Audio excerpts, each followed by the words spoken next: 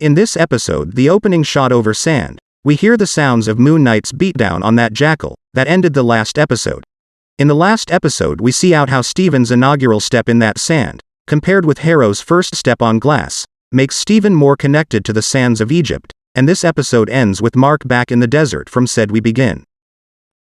Also, I didn't mention the previous episode, but among Steven's textbooks are a book about Asgard, What's Old is New Again, and another one about Wakanda, which we should note worships panther deity Bast, which is derived from the Egyptian feline deity of Bastet. Similar to the first episode, there are also some reflection shots, are they shown. Steven is forced to give up his name badge, a name that even JB never committed to memory, foreshadowing how this episode ends with Steven surrendering his Steven identity to his Marc Spector identity. Locker number 43 could be a nod to Moon Knight number 43, in which Moon Knight faces Seth Falcon, a villain who drains a person's life, similar to the way Arthur Harrow does in the series.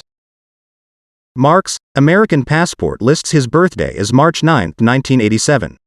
Oscar Isaac's real-life birthday is March 9 for the year 1979. The issue date is December 14, 2018, which means that Marc got his passport during the blip, which started in May 2018 of the MCU timeline, confirming that Marc was not dusted during those 5 years. When they bring in Steven Run, Marc's records his file number begins with 1975. That was the year Moon Knight first appeared in Marvel Comics, and the assigned agent is Nick Pepin, the real-life production manager on Moon Knight and several other Marvel titles.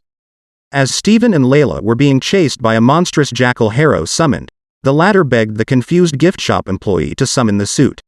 After explaining that he can't and staving off Spector's pleadings to give up control, Grant gets thrown out of the window. What comes next is a total surprise for viewers. As Grant was standing up, it's then revealed that he's garbed in an all-white suit and a full face mask with a moon sigil on it. This costume, and the personality that comes with it, are known to belong to Mr. Knight in the comics. Mr. Knight was thrown to the side of a bus. The double-decker bus has an ad for the GRC, reuniting you with your better half. The DRC, of course, is a global repatriation council, the agency, introduced in the Falcon Winter Soldier, that resettles people after the blip. Also ironically, in this moment Steven is struggling to reconnect with his other half. Overhead, this bus is coded with WBN0032, another nod to Werewolf by Night. Number 32, Moon Knight's first comic appearance. Steven has to surrender control and Moon Knight's ceremonial suit takes over, and look closely. Beneath those mummy wrappings, gold armor slides out over his shoulders. This automated assembly, the stitching together of the suit, is just so piecemeal and tactile you can see each thread snaking.